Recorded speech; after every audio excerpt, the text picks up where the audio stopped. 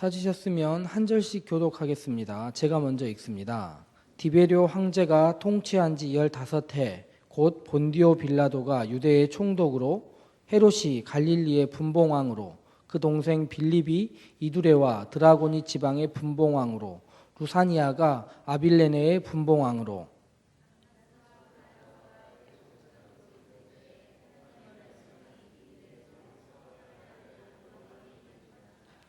요한이 요단강 부근 각처에 와서 죄사함을 받게 하는 회개의 세례를 전파하니,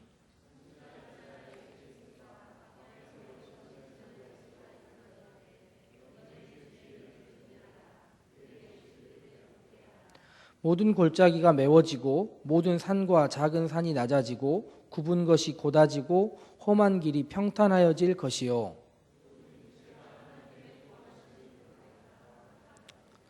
아멘.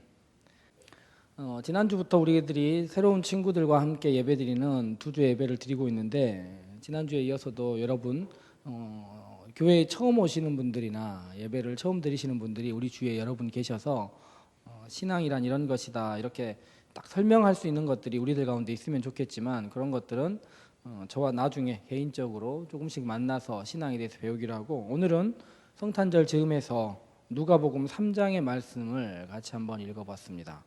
누가복음 3장을 시작할 때 보면 사람의 이름이 굉장히 많이 나온다는 것을 볼 수 있습니다. 발음하기도 어려운 사람들과 발음하기 어려운 지형들, 그리고 낯선 이름들이 굉장히 많이 나오면서 누가복음 3장이 시작합니다. 그런데 3장이 쭉 시작되다가 사람들의 이름이 쭉 나오다가 하나의 단절이 있고, 단절 다음에 다시 한 사람의 이름이 나오고 서문이 끝나는 것을 볼 수 있습니다.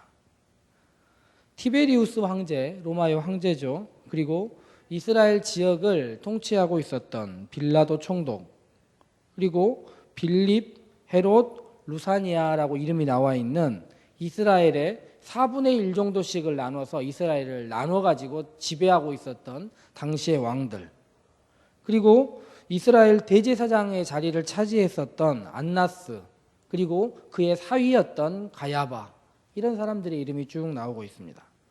쉽게 말하면 당시 지금으로부터 약 2000년 정도 전에 지중해의 동쪽 끝 레반트라는 지역에서 정치적인 영향력을 가지고 있었던 사람들과 종교적인 영향력을 가지고 있었던 사람의 이름들이 쭉 나열되는 것입니다. 그리고 나열된 다음에 맨 마지막에 빈들이라는 단어가 하나 나오고, 빈들 다음에 요한이라는 한 사람의 이름이 나오는 것입니다. 왜 요한일까요? 예수님이 아니고 다른 사람이 아니고 예수님의 많은 제자들이 아니고 왜 요한으로 시작하는 것일까요? 누가복음 3장을 읽었지만 누가복음 1장부터 읽어보면 누가복음 1장에 이런 구절이 있습니다. 우리 중에 이루어진 사실에 대하여 처음부터 많은 사람들이 그것을 보고 기록했다. 그런데 나도 그 이야기들을 한번 적어보고 싶어서 많은 이야기들을 모았다는 것입니다. 이 성경을 기록한 사람이 많은 이야기들을 취합해서 그 이야기를 순서대로 기록했다 적었습니다. 그런데 이 사람이 생각하기에, 누가라는 저자가 생각하기에 순서에서 제일 중요한 사람 중에 한 명이 요한이라는 것입니다. 요한의 이야기를 잘 아는 것이 성경의 이야기, 즉 예수님에 대한 이야기를 아는데 큰 도움이 된다, 이 사람은 생각한 것입니다. 요한의 이야기는 이렇게 시작합니다. 요한의 아버지는 이스라엘 나라에서 제사장이었습니다. 그런데 아버지만 제사장 가문이었던 것이 아니라 어머니도 제사장 가문이었어요. 쉽게 말하면 뼈대 있는 집안이었습니다. 아주 좋은 집안이었는데 아버지의 이름은 사가랴였고 어머니의 이름은 엘리사벳이라는 사람이었는데 아주 모든 것이 완벽하고 잘 갖춰진 것 같았는데 이 집안에 하나가 문제가 있었는데, 뭐가 있었냐면 자녀가 없었습니다. 자녀가 없고 두 분은 나이가 많았어요. 나이가 많고 자녀 없는 가족이 참으로 큰 슬픔이 있었을 것 같은데, 그래도 이 부부는 제사장의 직분을 성실하게 잘 감당했던 것 같습니다. 이스라엘의 제사장들은 매주 한 번씩 들어가서 하는 일이 하나 있었는데, 그것은 성전에 들어가서 나무에서 나오는 진, 그것과 나뭇잎, 식물들의 여러 가지를 가지고 가서 향을 피우는 일을 했었습니다. 그 일을 하는데 이스라엘의 당시에 제사장이 약 2만 명 정도 있었다는 이야기도 있을 정도니까 굉장히 많은 사람이었어요. 그런데 그 많은 사람들 중에 제비를 뽑아서 한 명이 향을 붙이러 들어갔습니다. 확률로 생각해 보십시오. 매주 있는 일도 아니고 이것이 굉장히 확률이 떨어지는 일이어서 평생 한 번 할까 말까 한 일이었다는 것입니다. 그런데 아마도 이 사가랴가 나이가 들어서 마지막 때쯤에 이런 한번 큰 감사한 일이 있었던 것 같아요. 그래서 성전에 들어가서 분향하는 일을 하러 들어갔습니다. 향에 불을 붙이러 들어갔더니 어떤 일이 벌어졌냐면요. 우리가 흔히 알고 있는 천사 중에 가브리엘이라는 천사가 이 사람을 만나러 왔다는 것입니다. 그리고 나서 나이 많은 이 제사장에게 이렇게 이야기를 합니다. 너희 가정에 아들이 있을 것이다. 자녀가 있을 것이다. 그리고 그의 이름은 무엇이냐면 요한이 될 것이다 얘기를 합니다. 이 이야기를 듣고 사람들은 다 자기의 나이와 성장할 때와 그리고 생식이라는 것이 가능할 때를 알고 있기 때문에 이 사람이 생각을 한 거예요. 그래서 제가 너무 나이가 많고 저만 많은 것이 아니라 저희 아내도 너무 나이가 많습니다 라고 얘기를 했습니다. 그랬더니 이 천사가 이 사람에게 뭐라고 얘기를 했냐면 네가 내 말을 잘 믿지 못하니 네 입을 벙어리로 만들어주겠다. 말 못하게 만들어주겠다 얘기를 했어요. 그리고 나서 말 못하는 상태로 이 사람이 성전에서 나왔습니다. 성전에서 나온 다음에 그 다음 일이 어떤 일이 벌어졌냐면요. 나왔는데 진정으로 그 가정에 아이가 생긴 것입니다. 아이가 생기고 나서 1년 정도를 그 사람들이 말을 하지 못하는 상태로 지낸 거예요. 사가랴가 말을 하지 못하고 1년이 지났는데 1년이 지난 다음에 그 집안에 아이가 태어났습니다. 아이가 태어났는데 아이의 이름을 지으려고 가족들이 함께 모인 겁니다. 함께 모여서 이름을 지으려고 하는데 우리나라 사람들은 뭐 학렬을 따르기도 하지만 대부분 요즘은 부모들이나 자녀, 할아버지 할머니 아는 사람들이 가서 이름을 지어준다 얘기하지 않습니까? 우리나라는 이름을 짓는 경우입니다. 그런데 외국은 이름을 짓지 않습니다. 이미 위에 있는 사람들 선조들의 이름 중에 좋은 이름을 그냥 따를 뿐이에요. 그래서 외국에 가보면 외국 사람들 이름 몇 개 없지 않습니까? 대부분 제임스고 존이고 피터고 그런 거 아니에요. 안 들어본 이름이 별로 없어요. 흔하다는 이유가 뭐냐면 장명하는 문화가 아니라 위에 사람의 이름을 따르는 문화이기 때문에 그런 것입니다. 그런데 이 집안에는 요한이라는 이름이 한 명도 없는 거예요. 그런데 이 사람의 부인 엘리사벳이 이 아이는 죽어도 요한이라 이름을 지어야 된다는 것입니다. 요한이라 이름을 지어야 된다고 계속 주장하는 거예요. 그래서 사람들이 빈 서판을 하나 가져다 주고 그러면 얘 아빠는 어떻게 생각하는지 보자 했더니 이 사람의 이름을 뭐라고 썼냐면 요한이라고 썼다는 거예요. 이름을 딱 쓰는 순간 그동안 닫혀 있었던 입이 열리면서 말하게 되었다는 것입니다. 놀랍지 않습니까? 우리 청년들 전혀 놀랍지 않은 것 같은데 2000년 전에 이스라엘 땅에서는 진짜 놀라웠던 것 같아요. 이 일련의 이야기를 이스라엘 사람 중에 모르는 사람이 거의 없을 만큼 많은 사람에게 알려졌습니다. 그러면서 사람들이 이 부모에 대한 이야기도 생각하지만 이 아이를 엄청 기대하면서 볼 거 아닙니까? 여러분이 생각해도 그 아이가 어떻게 자랄지가 무척 궁금하지 않습니까? 제가 어렸을 때 우리나라에서 아주 똑똑한 한 사람에 대한 이야기를 들은 적이 있습니다. 여러분도 들어보셨겠지만 김웅룡이라는 사람이 있었어요. 굉장히 IQ가 뭐 200 다 된다고 그래가지고 세계 뭐 기네스북에 오르고 훌륭한 사람이었어요. 사람들이 그 사람이 어떻게 자라는지 늘 관심을 갖고 보았어요. 그런데 그 관심이 그 사람에게 큰 스트레스가 되었대요. 지금은 어디 충청도에서 공무원을 하고 있더라고요. 그런데 너무 스트레스가 많이 쌓이니까 무슨 일을 하든지 어려웠다는 얘기를 듣게 되었습니다. 그런데 그 사람만 그렇게 했습니까? 이 아이는 얼마나 스트레스가 많았겠습니까? 모든 사람이 이 사람을 다 알고 있고 이 아이에 대해서 생각하고 있었으니까요.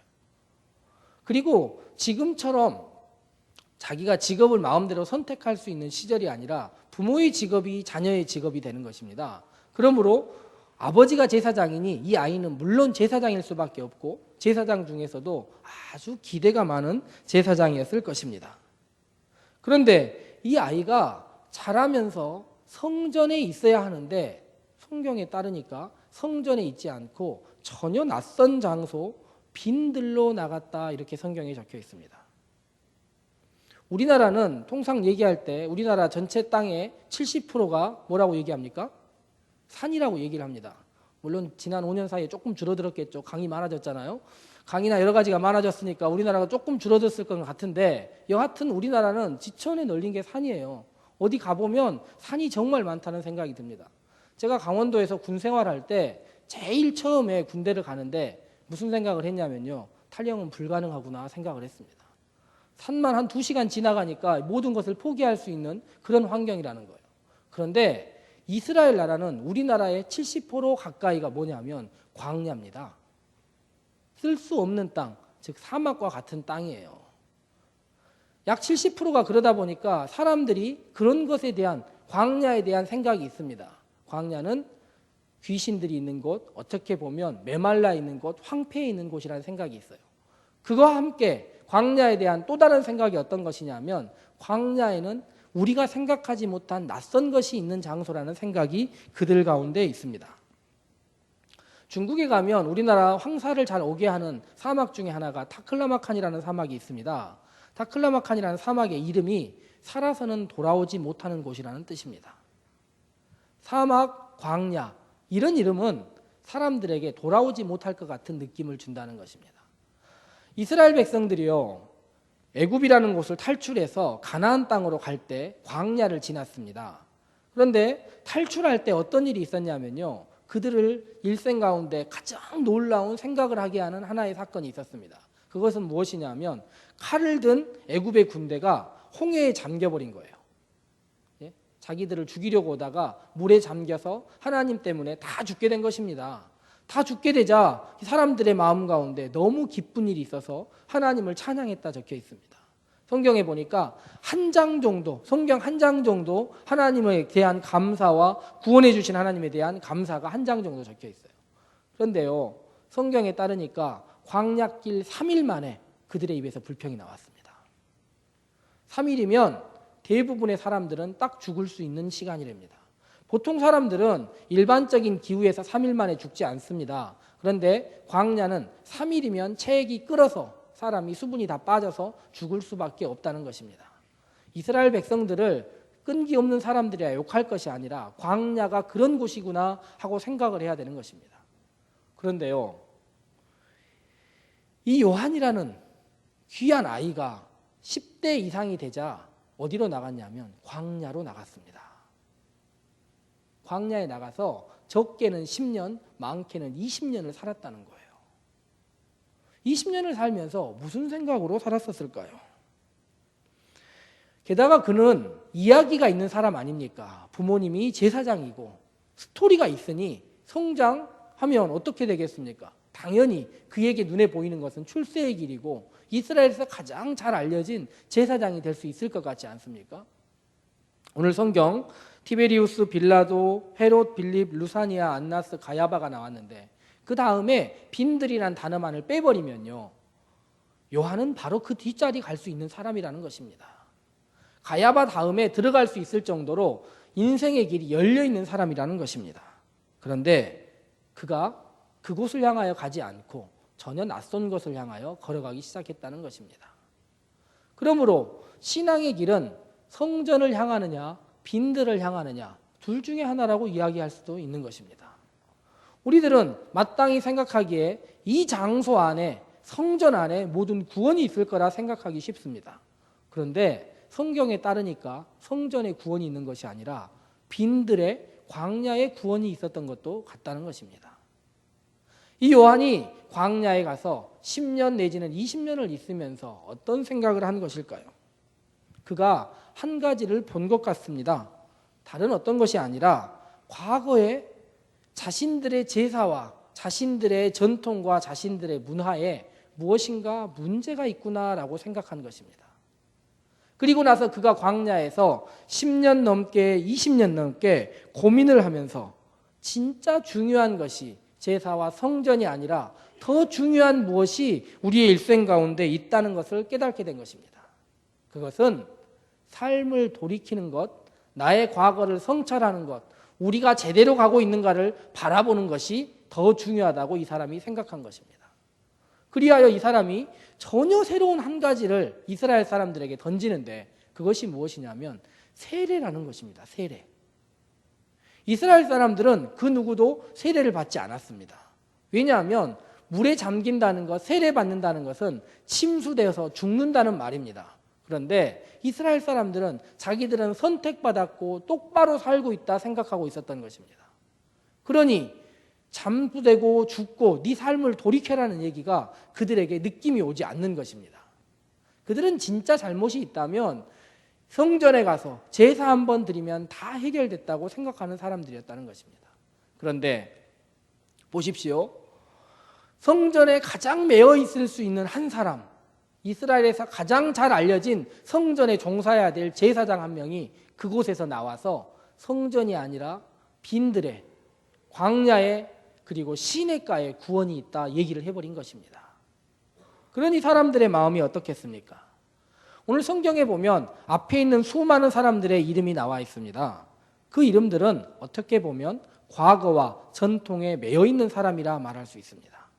그리고 이 요한은 한쪽 끝은 매여 있지만 다른 한쪽 끝은 풀려 있고 새로운 것을 향하여 가고자 하는 사람입니다. 그리고 저쪽 끝에 누가 있냐면 새로 오실, 내 뒤에 오실 한 분이 기다리고 있다는 것입니다. 이 사람은 광야에서 오랜 동안 있다가 한 가지 깨달음을 가졌는데 회개해야 되고 내 삶을 돌이키고 전통과 과거와 단절하고 새로운 것이 있어야 된다고 깊이 생각하게 된 것입니다. 그리고 나서 성경을 다시 봤더니 성경 가운데 한 가지 메시지가 있다는 것을 알게 되었습니다. 그것이 무엇이냐면 누군가가 우리에게 오신다는 것입니다. 새로운 분이 우리에게 오시고 그분이 우리에게 오시면 이 모든 것이 변할 수 있다는 것을 그가 과거와 단절하고 새로운 삶을 향하여 나가려고 노력할 때 깨닫게 된 것입니다.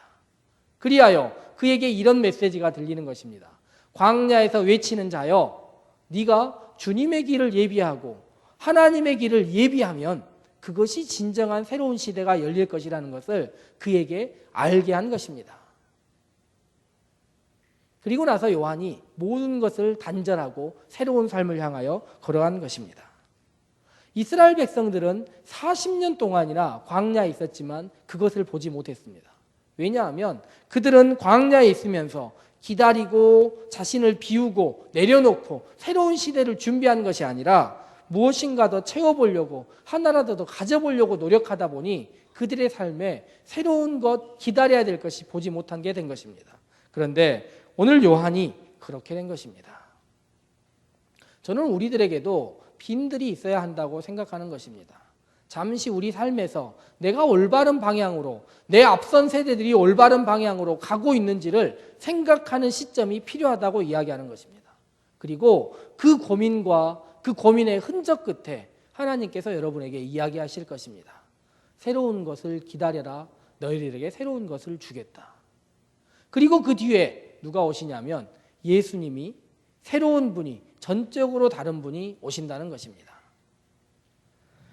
오늘 성경 이후에 성경을 서너 장 정도 지나고 나면 요한의 마지막 때에 대한 이야기가 누가복음 7장에 나옵니다. 누가복음 7장에 보면 요한이 마지막 때 감옥에 갇혔어요. 감옥에 갇히고 죽게 되었습니다. 죽을 때가 가까워오자 이 사람이 한 가지가 궁금한 겁니다. 뭐가 궁금했냐면 내가 광야에서 그리고 나의 일생을 다 바쳐서 누군가를 기다렸는데 마음속에 이런 생각이 든 거예요. 내가 제대로 기다린 걸까? 내가 제대로 한 걸까라는 생각이 들었습니다. 왜냐하면 이 사람은 과거에 한 손을 잡고 있고 새로운 시대에 한 손을 잡고 있었으므로 그 안에 혼란이 있고 아직까지 확실한 믿음이 없었기 때문에 죽기 직전에 내 삶에 대해서 돌아보면서 내가 그분을 기다렸는데 그것이 올바른 것인가에 대한 이야기를 한 것입니다. 그때 예수님이 두 가지 이야기를 합니다. 요한의 제자들에게 이렇게 이야기하는데 네가 본 것과 네가 들은 것을 이야기해라. 주님은 참으로 기다리는 사람에게 새로운 시대를 보여주시고 새로운 말씀을 들려주시는 분입니다. 그러므로 우리가 과거와 단절하려는 노력과 함께 주님께 반복해서 묻기만 한다면 주님, 우리가 보고 있는 것이 사실입니까? 우리가 기다리고 있는 것이 진정으로 가치 있는 것입니까? 라고 묻기만 한다면 주님께서 우리에게 새로운 것을 보여주시고 새로운 것을 들려주신다는 것입니다. 2000년이 지났습니다. 오늘날 우리도 앞에 있는 많은 사람들, 황제들과 그와 함께한 많은 사람들과 대제사장과 그와 함께한 많은 사람들을 우리 주위에서 곧잘 보게 됩니다. 그리고 우리는 생각하는 것입니다. 그 확정돼 있고 과거에 매여 있고 전통적인 그것들에 내 삶을 맡기고 싶다 생각할 수 있는 것입니다. 그리고 사회에서는 그것을 성공이라 부릅니다. 그런데 성공 다음에 우리에게 진정으로 필요한 다른 한 가지가 있는데 그것이 빈들이라는 것입니다. 어떻게 보면 내 존재와 전혀 다른 곳, 가지 못했던 곳, 새로운 곳을 찾아가기 위해서는 우리의 마음을 비워야 하고 우리 가지고 있었던 것을 내려놔야 하고 그런 마음가짐으로 살고 있던 삶에서 한 번 정도 돌이키려는 노력만 있다면 그 노력의 끝이 새로운 말씀을 듣게 되는 것, 새로운 것을 보게 되는 놀라운 일이라는 것입니다. 우리에게도 빈들이 필요하지만 문을 열고 나가면 우리나라는 70%가 산이라 산밖에 보이지 않습니다. 그리하여 우리들은 우리의 발로 빈들을 향하여 가는 것이 아니라 우리의 마음으로 새로운 곳을 향하여 찾아가기 위하여 우리의 가지고 있었던 성공에 대한 간절함과 욕망들을 내려놓을 필요가 있습니다. 그리고 12월 25일이 얼마 남지 않았는데 우리가 소원을 적은 것처럼 우리의 마음을 다하여 주님 우리 마음에 들어와 주십시오라고 기대하고 그리고 또 한 가지 우리 마음속에서 오실 그분이 진정으로 그분이라면 우리에게 들려주시고 우리에게 보여주십시오라고 기도할 때 주님께서 이번 성탄절에 함께하는 올해의 남은 기간에게 여러분에게 새로운 것을 보여주실 놀라운 분이라는 것입니다. 우리의 청년들이 빈들이란 우리의 발걸음으로만 가야 되는 것이 아니라 우리의 마음으로 우리의 생각으로 우리의 의지로 그곳을 향하여 걸어갈 때 우리 또한 그곳에 갈 수 있으며 그곳에서 우리도 새로운 소리와 새로운 마음가짐을 갖게 된다는 것을 알며 우리 그런 마음을 통하여서 12월 25일 뿐만 아니라 일생 동안 주님을 기다림으로 주님께서 우리에게 보여주시는 놀라운 은혜를 경험하는 귀한 청년들과 함께하는 성도들 되시기를 주의 이름으로 소망해 봅니다. 자, 같이 한번 우리 기도하도록 하겠습니다. 주님, 제가 매여 있습니까? 제가 과거와 매여 있습니까? 새로운 것들 받아들이지 못하는 마음과 매여 있습니까? 그렇다면 주님 우리들에게 새로운 것을 얻을 수 있는 빈들을 허락해 주십시오.